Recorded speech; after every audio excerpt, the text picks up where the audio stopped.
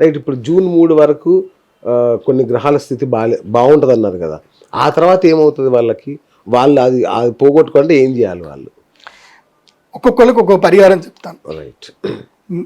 కుంభరాశి, మీనరాశి, మేషరాశి వాళ్ళు, ఇదిగో నేను మెడలో వేసుకున్నటువంటి ఈ మాల కృష్ణ స్ఫటిక మాల, ఇది వేసుకోండి. వెరీ పవర్ఫుల్ మాల, చాలా పవర్ఫుల్ మాల. లాస్ట్ టైం నేను వేసుకున్నాను, శ్రీనివాస్ సార్కి ఇచ్చావు, ఆల్రెడీ కుషక్ కార్ కొనుక్కొని వచ్చేసి నా దగ్గరికి, కొత్త కార్ కొన్నాడు సార్. సరే, అట్లా ఇది వేసుకోండి. ఇది వేసుకుంటే మంచి లాభాలు కలుగుతాయి. ఇది వేసుకొని కంపల్సరీ నేను చెప్పిన టెంపుల్ టూర్ వెళ్ళండి. ఈ అందరికి చెప్పేది, అందరికి చెప్తున్నాను, ఈ టెంపుల్ టూర్ ఎవరైతే కొడతారో వాళ్ళ లైఫ్ లో మిరాకిల్ జరుగుతాయి. నేను చెప్పిన టెంపుల్ టూర్. ఓకే, చెప్పండి. ఫస్ట్ తిరుపతి వెళ్ళండి, తిరుపతి వెంకటేశ్వర స్వామి దగ్గరికి వెళ్ళండి. తర్వాత అక్కడ నుంచి డైరెక్ట్గా ఎక్కడికి వెళ్ళండి అంటే చిదంబరంకి వెళ్ళండి. ఆకాశలింగం చిదంబరంకి వెళ్ళండి. చిదంబరం వెళ్ళిన తర్వాత చిదంబరం నుంచి మళ్ళీ ఎక్కడికి రావాలి, లేదంటే ఇక్కడ నుంచి చెప్తా, పృథ్వీలింగం నుంచి చెప్తా. పృథ్వీలింగం వచ్చేసి ఏకాంబరనాథ స్వామి పృథ్వీలింగం, జలలింగం జంబుకేశ్వర స్వామి, అగ్నిలింగం అరుణాచల స్వామి, వాయులింగము శ్రీకాళహస్తి, తర్వాత ఆకాశలింగం చిదంబరం.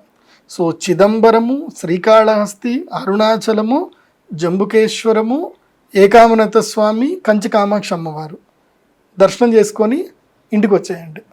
తిరుపతికి వెళ్ళొద్దా ఇంకా? అంటే ఫస్ట్ తిరుపతి స్టార్ట్ చేయండి, ఫస్ట్ తిరుపతి, లేదంటే లాస్ట్ తిరుపతి అయినా పోండి. లాస్ట్ తిరుపతి అయితే ఈజీగా వెళ్ళిపోతారు. కాకపోతే ఇదేంటంటే కొంచెం కాళహస్తి నుంచి మనకి అక్కడికి ఇక్కడ చాలా దూరం అవుతుంది, కాళహస్తికి చిదంబరంకి. సో కానీ ఆ ప్యాటర్న్ లోనే రావాలి. అయితే పృథ్వీలింగం నుంచి అయినా స్టార్ట్ చేయాలి, లేదా ఆకాశలింగం నుంచి అయినా స్టార్ట్ చేయాలి, ఎక్కడి నుంచి అయినా స్టార్ట్ చేయాలి. సో మిడిల్లో అరుణాచలం ఏదైతే వెళ్తారో అరుణాచలం దర్శనం చేసుకోండి. గిరి ప్రదక్షిణ ఇప్పుడు అక్కడ నేను చూస్తున్నా చాలా రష్ ఎక్కువైపోయింది. ఒకవేళ మీరు చేయలేకపోయినా పర్వాలేదు, కానీ అరుణాచల దర్శనం అయితే చేసుకోండి. స్వామి దగ్గరనే కూర్చొని 15 నిమిషాలు ధ్యానం చేసుకోండి, చేయగలిగితే గిరి ప్రదక్షిణ చేయండి. అయితే నేను ఇంకోటి కూడా చెప్తున్నా, నేను అరుణాచలం వెళ్ళిన తర్వాత ఇది ఒక ఆపర్చునిటీ. ఎవరైనా ఇండస్ట్రియలిస్టులు, ఎవరైనా డబ్బులు ఉన్న వాళ్ళకు ఉంటే ఇది ఒక ఆపర్చునిటీ, మీకు లైఫ్ టైం ఆపర్చునిటీ. ఈ సేవ అందరికీ దొరకదు. అరుణాచలంలో ఆ 16 కిలోమీటర్ల రేంజ్ ఏదైతే ఉందో చుట్టూరుగా, అక్కడ ఎవరైనా ఒక క్లాత్ కార్పెట్ కనుక మీరు పరవగలిగితే అది మీకు అద్భుత సేవ అవుతుంది. ఎందుకోసమంటే అక్కడ వెళ్ళే వాళ్ళందరూ కూడా మధ్యాహ్నం పూట నడవలేరు, కాళ్ళు కాలుతున్నాయి. రాత్రి నడిచినా, పొద్దు నడిచినా, ఎప్పుడు నడిచినా ఆ డాంబర్ రోడ్డుకి స్కిన్ అంతా కొట్టుకుపోతుంది, గుచ్చుకుంటున్నాయి.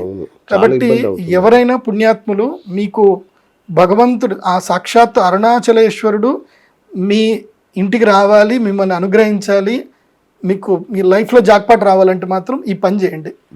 లేదంటే ఎవరైనా క్లాత్ కార్పెట్కి సంబంధించిన వాళ్ళు ఎవరైనా ఉంటే కనుక, మీరు ఏదైనా వ్యాపారం చేస్తే మా శ్రీచక్ర పీఠానికి ఒక కొటేషన్ పంపించండి. సార్ 16 కిలోమీటర్లకి ఇంత డబ్బులు అవుతాయని కొటేషన్ పంపించండి, నేనైనా చేపిస్తాను. అవునా? సో ఎందుకోసం అంటే అది మంచి ఆపర్చునిటీ నిజంగా. అక్కడ వాళ్ళుగా మీరు ఎండోమెంట్ పట్టించుకోదు. నేను మీకు ఏం చెప్తున్నా అంటే, మీరు అరుణాచలం వెళ్ళండి కానీ హుండీలో డబ్బులు వేయకండి అని చెప్తా. మీరు హుండీలో డబ్బులు వేయకండి, రమణ మహర్షి ఆశ్రమంలో వేయండి, రమణ మహర్షి ఆశ్రమంలో వేయండి. అక్కడ నుంచి నారాయణి అమ్మ దేవస్థానంకి వెళ్ళండి, గోల్డెన్ టెంపుల్ వెళ్ళండి, వెల్లూరు టెంపుల్కి వెళ్ళండి. అక్కడ మీరు హుండీలో ఎంత డబ్బు వేసినా మీరు వేసిన దానికి మీకు 10 రెట్లు ఇన్స్టెంట్గా వస్తాయి. దానికి నేనే సాక్ష్యం.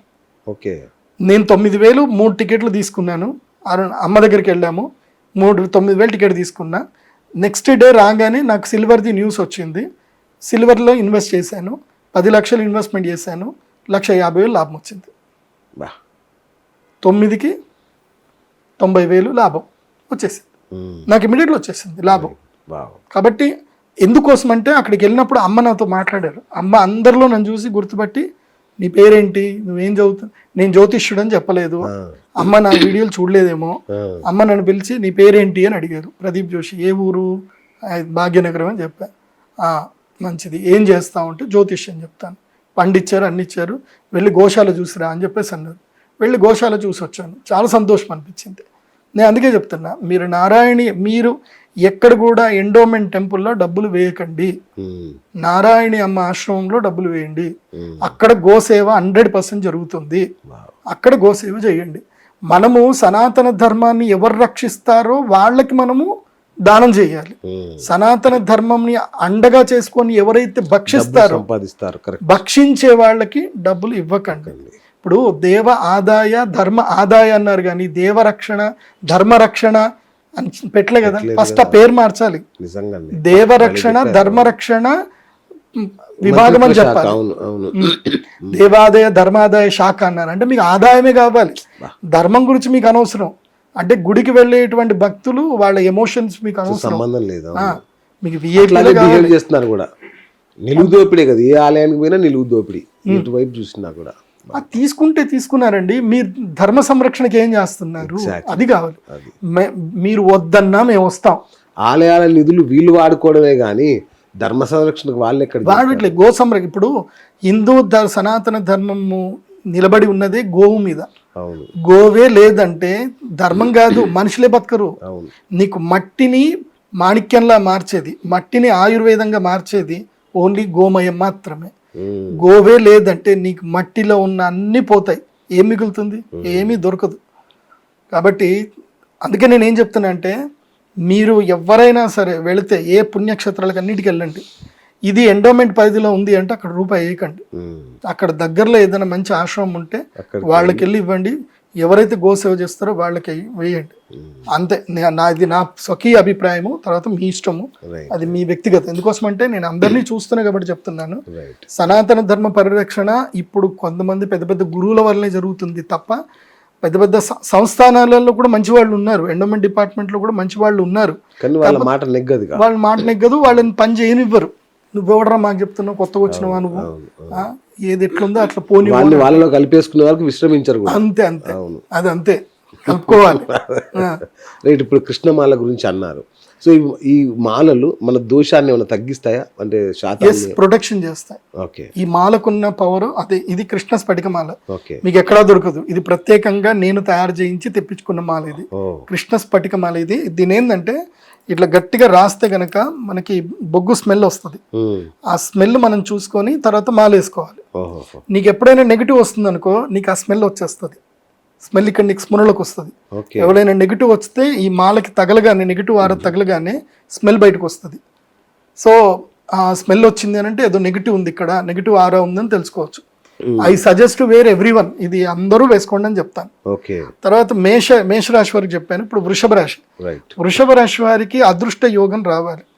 ఈ అదృష్ట యోగం రావాలి అని అంటే శత్రుబాధ కూడా రాకూడదు. అదృష్ట యోగం రావాలి, శత్రుబాధ రాకూడదు. వారాహిమాల వేసుకోండి. వృషభ రాశి, మిథున రాశి వారాహిమాల వేసుకోండి.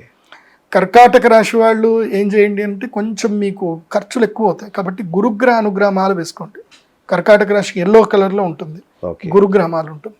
అట్లాగే సింహరాశికి అదృష్టం రావాలి. అదృష్టం అంటే అదృష్టాన్ని ఆకర్షించాలి. వాళ్ళకి 11 ఇంట్లో గురువు వచ్చాడంటే ఎంతో అదృష్టం రావాలి. కానీ ఆ అదృష్టం గురించి వాళ్ళు పెద్దగా పట్టించుకోరు. ఆకర్షణ రావాలి, అది లాగాలి అక్కడికి. అది లాగాలి అని అంటే ఏం జరగాలంటే ఆకర్షణ సిద్ధిమాల అని ఒకటి ఉంటుంది, అది వేసుకోవాలి. సింహరాశి వాళ్ళు ఆకర్షణ సిద్ధిమాల వేసుకోవాలి. కన్యారాశికి ఏం కావాలి అని అంటే మాతంగి మాల అని ఒకటి ఉంటుంది. మాతంగి మాల వేసుకోవాలి కన్యారాశి వాళ్ళు. అది వేసుకుంటే వసంత పంచం నుంచి వాళ్ళ లైఫ్ టర్న్ అయిపోతుంది, వాళ్ళకి స్టార్ట్ అవుతుంది మాతంగి మాల కన్యారాశి. తులారాశి వాళ్ళు వచ్చేసి వీళ్ళకి ఏం కావాలంటే శుక్రగ్రహ అనుగ్రహమాల ఒకటి ఉంటుంది. తులారాశి వాళ్ళకి శుక్రుడు ఎప్పుడు సపోర్టివ్గా ఉండాలి. వాళ్ళకి శుక్రుడు సపోర్టివ్ ఉంటే వాళ్ళకి వచ్చేస్తారు వాళ్ళు. కాబట్టి శుక్రగ్రహ అనుగ్రహమాల తులారాశి వాళ్ళు వేసుకోవాలి. వృశ్చిక రాశి పగడాల మాల వేసుకోవాలి. వృశ్చిక రాశి వారు పగడాల మాల వేసుకుంటే వాళ్ళకి భవిష్యత్తులో మంచి వ్యాపారం కలిసి వస్తాయి, విఘ్నాలన్నీ పోతాయి వృశ్చిక రాశి వారికి. వృశ్చిక లక్షణం ఒకటి తెలుసుకోండి. వృశ్చికము తన పిల్లలకి సంతానం ఇస్తుంది అని అంటే చచ్చిపోతుందని అర్థం. ఈ ప్రపంచంలో ఒక జంతువు, అందుకే మన రాశులు ఊరికే బెటరు. వృశ్చికానికి ఏంటంటే అది పిల్లలకి సంతానం ఇవ్వాలంటే తల్లి పొట్టను చీల్చుకొని పిల్లలను ఒకటేసారి బయటకు వస్తాయి, వచ్చి అవి తల్లినే తింటాయి, తిని అవి మనుగడ సాగిస్తాయి. అది వృశ్చిక లక్షణం. అట్లాగే వృశ్చిక రాశి వాళ్ళకి వాళ్ళ జీవితంలో ఏంటంటే వాళ్ళ వల్ల ఎవరైతే లబ్ధి పొందుతారో వాళ్ళనే తొక్కుతారు. మన మీడియాలో ఒక క్లయింట్ ఉన్నారు నాకు. ఇప్పుడు తెలుగు రాష్ట్రాల్లో మోనోపాలిలో 2 మీడియాలు ఉంటాయి. ఆ మీడియా కంపెనీ నుంచి బయటకు వచ్చిన వ్యక్తే ఇప్పుడు ఆ మీడియాను దొక్కుతున్నాడు. మీ ఆడియో ఫంక్షన్స్ అన్ని అవే ఉంటాయి. Okay okay. సరే, అట్లా ఉంటారన్నమాట. సో అలాంటి జాతకాలు ఉంటాయి వృశ్చిక రాశి వాళ్ళకి. వాళ్ళు ఎవరికైతే మేలు చేస్తారో, ఎవరికైతే వాళ్ళకి లిఫ్ట్ చేస్తారో వాళ్ళే వీళ్ళని నొప్పుతారు. సో అందుకే వృశ్చిక రాశికి ఏం కావాలంటే పగడాల మాల కావాలి. ఓకే. ఇప్పుడు వాళ్ళకి ఆ పగడాల మాల వల్ల లక్ వస్తుంది.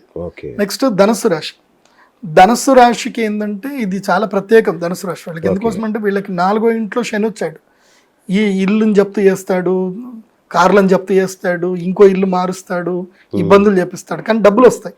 సో ఆ పరివర్తనలు చెందుతూనే ఫినాన్షియల్గా గెయిన్ అవ్వాలి అని అంటే ధనుస్సు రాశి వారు వేసుకోవాల్సిన మాల కృష్ణ స్ఫటిక మాలనే వేసుకోండి, మీకు అదే సెట్ అవుతుంది. శని మీకు ఇబ్బంది కలగద్దు అంటే కృష్ణ స్ఫటిక మాల వేసుకోవాలి ధనుసు రాశి. ఇక మకర రాశి. మకర రాశికి గురుగ్రహ మాల వేసుకోండి. గురువు 6వ ఇంట్లో నుంచి 7వ ఇంట్లోకి వచ్చేస్తాడు అంటే లక్కిస్తాడు. 6వ ఇంట్లో ఉన్నప్పుడు ఏంటంటే రుణాల పాలు చేస్తాడు. కాబట్టి గురుగ్రహ మాల వేసుకోవాలి మకర రాశి వాళ్ళు. ఇక కుంభరాశి. కుంభరాశి వారు కూడా ఆకర్షణ సిద్ధి మాలనే వేసుకోవాలి. ఎందుకోసం అంటే వాళ్ళకి పంచమ గురువు ఉన్నాడు కానీ ఏలినాటి శని ఉంది కదా.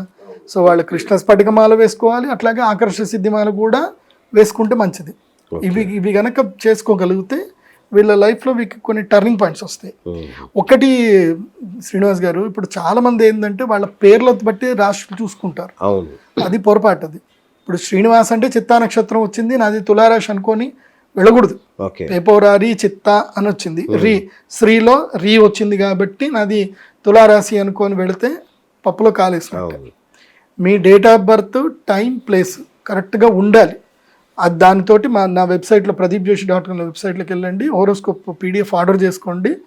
మీకు 5 సంవత్సరాలు 25 సంవత్సరాల వరకు మీ జాతకం డీటెయిల్గా వస్తుంది. దాంట్లో 140 పేజ్ తర్వాత మీకు ఇయర్లీ ప్రెడిక్షన్స్ వస్తాయి. ఇయర్లీ ప్రెడిక్షన్స్లో మీకు ఎవ్రీ వీక్లీ మంత్లీ ప్రెడిక్షన్స్ క్లియర్గా ఉంటాయి, డేట్ టు డేట్ ఉంటాయి. ఈ డేట్ నుంచి ఈ డేట్ వరకు ఏ గ్రహం నడుస్తుంది, లైఫ్లో ఏం మార్పులు వస్తాయి, సో అట్లా డీటెయిల్డ్గా వస్తాయి. మీకు 25 ఏళ్ల వరకు PDF వస్తుంది. మీరు 5,000 పెడితే 25,000 వరకు వస్తుంది. సో ఆ 25 ఏళ్ల జాతకం మీ దగ్గర పెట్టుకొని PDF పెట్టుకొని ఎప్పుడంటప్పుడు మీ మొబైల్లో చూసుకోవచ్చు. నాకు ఈ టైం ఎట్లుంది, ఆ టైం ఎట్లుంది. మీరు జస్ట్ 777 రూపాయలు పెడితే 1 ఇయర్ది కూడా వస్తుంది. ఈ సంవత్సరం ఎట్లుందో కూడా మీరు చూసుకోవచ్చు. సో అట్లా మీకు మీ ఎవ్రీ ఇండివిజువల్ హోరోస్కోప్స్ నేను పంపిస్తున్నా. ఎందుకోసం అంటే నేను చెప్పే ప్రెడిక్షన్స్ ఏంటంటే నా అనుభవ రీత్యా నేను జనరలైజ్ ప్రెడిక్షన్ చెప్పడం ఉంటుంది. కానీ నీ ఇండివిజువల్గా నువ్వు ప్రెడిక్షన్స్ తెలుసుకోవాలంటే, నీ ఫలితాలు తెలుసుకోవాలంటే నీ స్వకీయ జాతకాన్ని నువ్వు ఆర్డర్ చేసి తీసుకోవాలి. ఎందుకోసం మీరు తయారు చేసిందా లేదంటే కంప్యూటర్? లేదు, ఏముంటుంది కంప్యూటర్, మేము కోడింగ్ అవన్నీ ఇచ్చి మేము పెట్టిన ప్రెడిక్షన్సే కదా. ఇప్పుడు పలానా నక్షత్రంలో, పలానా రాశిలో, పలానా సమయంలో, ఆ లగ్నంలో ఈ గ్రహాలు ఈ స్థానంలో ఉన్నప్పుడు వీళ్ళకి ఇది అనేది మేము ఇఫ్ కండిషన్ తోటి మొత్తం కూడా గ్రంథాల నుంచి ఎక్స్ట్రాక్ట్ చేసినవన్నీ కూడా ఒక PDF ఇచ్చాం కంప్యూటర్కి. కంప్యూటర్ ఏందో ఆకాశం దిగి రాలేదు కదంటే, అది మేమే తయారు చేసాం. అంటే జనరల్ గా చాలా దొరుకుతున్నాయి కదా బయట, అదే ఇదా లేదంటే ఇది సాఫ్ట్వేర్ నేను సొంతంగా తయారు చేసాను. నేను తయారు చేసుకున్న సాఫ్ట్వేర్, దానికి పూర్తిగా రైట్స్ అని మావే ఉంటాయి కాబట్టి దాంట్లో మంచి ఇన్ఫర్మేషన్ ఉంటుంది. మీరు చక్కగా మీకు ఏమేమి యోగాలు ఉన్నాయి, మీ మనస్తత్వం ఎట్లా ఉంటుంది, మీరు ఏ విద్యకి కలిసి వస్తారు, మీకు ఎలాంటి రాజయోగాలు మీ జీవితంలో వస్తాయి, మీకు శత్రువులు ఎక్కడి నుంచి ఉంటారు, అన్నీ క్లియర్గా ఉంటాయి.